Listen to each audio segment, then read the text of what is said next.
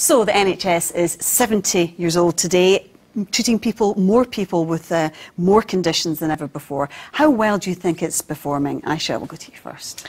I think if we think about the reason that it was conceived and the idea that there is free health for all at the point of access is a formidable one. I think we'd be naive also to say that it's not with its challenges today.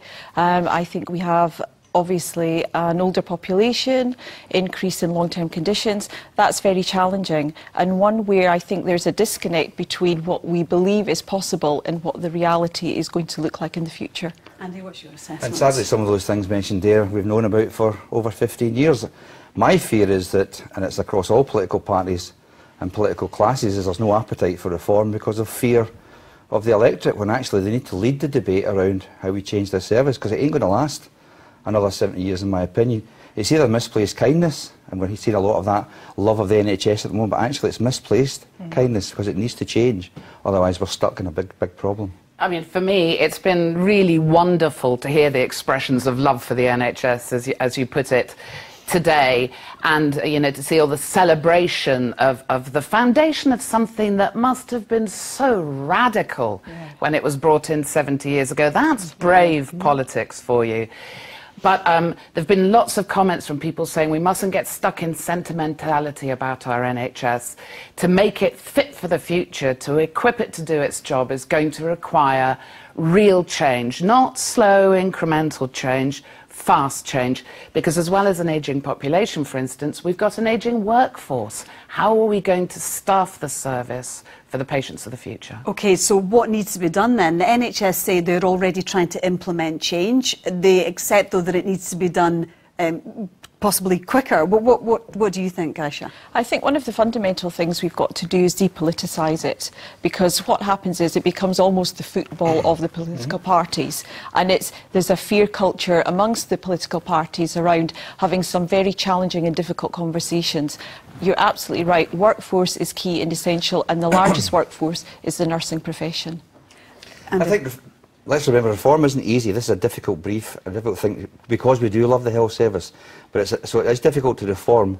And if the politicians don't get together and do this together, and then again we've got a serious problem. Because they'll all vote in favour of a concept. 15 years ago or so, they voted in favour of the David Kerr report. That set a blueprint that we're still not delivered yet. It set that blueprint, but when it came to actually doing the business of change, people went native. You had former UK health ministers going arms around hospitals, you had campaigns everywhere, and you lost the change and the reform that was evidence-led. We lost that because of the politics. But today, now, what in practical terms do you think needs to be done? Well, in practical terms, we need to reorientate and redesign the whole service.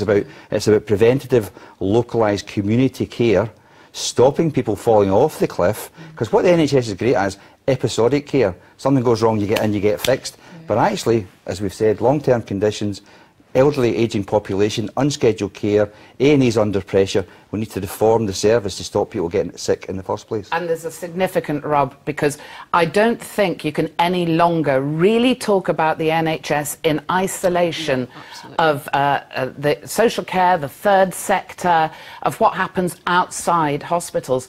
But there are no resources to put into that, to equip it, to pick up the slack, because they're all held in an acute sector that frankly needs to change. It needs to change to improve outcomes for patients. I mean, why, for instance, our British breast cancer survival results so much worse than those in the continent in similarly funded health systems? These are questions we really need to answer if we want to have a world-class health service. You want to have all the specialists together in one hospital rather than all the different hospitals. Is that what you're saying? Well, I don't think people are resistant to that. I don't think it's as simple as that. It depends. But in terms, think about it. If you do not have the numbers of staff to deliver a service in all the places we've got, what are you going to do to make sure that people get access to those services? These are the hard questions that need answered now. Absolutely. And to go back to nurses, largest group of health professionals delivering care at the front line, they are not invested in. The value of them is not evident. And I think what we need to do is really educate the public and many politicians about the potential of what nurses can offer. But that requires investment not just in nurses who are coming into the profession, but also those once they're qualified, so that they can become advanced practitioners, so they can lead services. They are absolutely key to moving this forward. And sadly, this debate has been around for all those years and still not cracked it. So it's about the pharmacy, it's about the GP practice, the care and the services in the community, all of that stuff. But we're not doing it because we've got an election every year or every 2 years because of, and we've got a referendum. The politicians are too feared to actually make the change happen. I'd love to see the NHS not being that political football, but given that this is the largest chunk of government spending in Scotland, it's hard to see how politicians don't have a locus. What we need is an informed, evidenced, grown-up conversation among everybody about how we make this happen. We have had this before, but we need it again. Well, I'm not sure that we're having the conversation with the public. I think there needs to be that, a public who feels empowered and informed to be able to understand what the reality is here about resources and what services can and should look like. What can we deliver and what can they get for their money? Well, so you saying people expect too much then? Well, I think what happens, we're in a society where we are increasing technology, it raises expectation, so it's about, I think we've got in Scotland realistic medicine. It's about person-centred care. What do they want? Not what politicians think they want, but asking people, what do you want? And unless they're fully informed about what the NHS can deliver... But they'll want everything, won't they, no matter the cost? Not necessarily. Not if it's properly explained. I mean, I think that's right. So the role of our paramedics now, in comparison to what you saw in the 1950s dramas about somebody in a stretcher getting... All of that's completely changed. You don't need to be next to a big super hospital. You can be at distance because you're stabilised and you're taken to an area of specialty. If I want a joiner in my house, I'll get a joiner.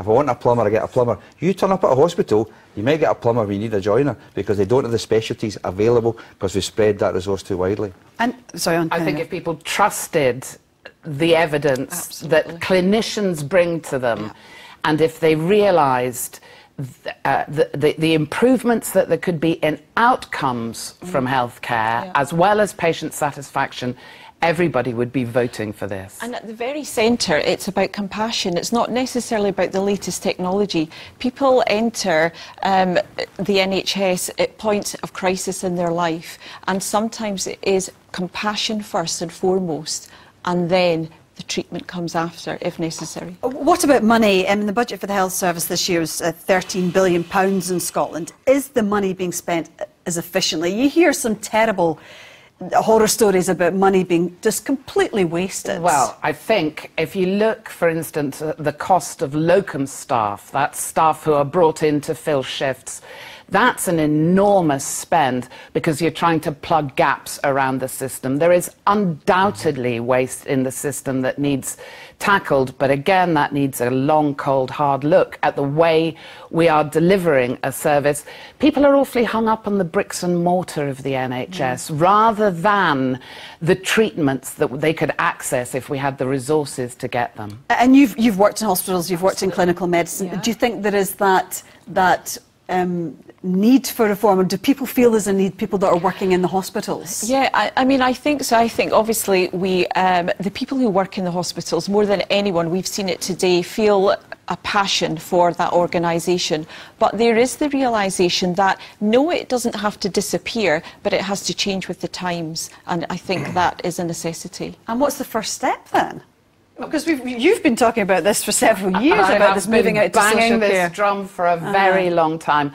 I think I'm heartened to hear the new Cabinet Secretary, Jean Freeman, saying she wants to up the pace now.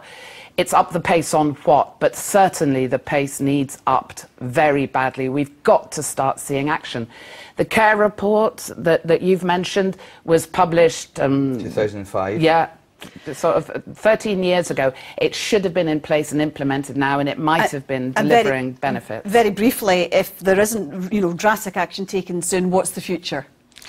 I think what the future is quite bleak, actually. I think we have to come to that conclusion and think, there are some No, I didn't mean to cut you off. but on you go. There are some clear, areas for working. Governance, a strong, rigorous financial model, investing in your workforce, essential medicines and health products. Those are just some of the key areas, along with an information and health learning system. The system itself, big data, there are many areas for us to tackle. And there are many colleagues out there who can help. I think the future's glorious if we do it. If we follow the evidence. Okay, we will have to leave it there. We did buy ourselves a little bit of extra time. Thank you so much, all of you, for joining.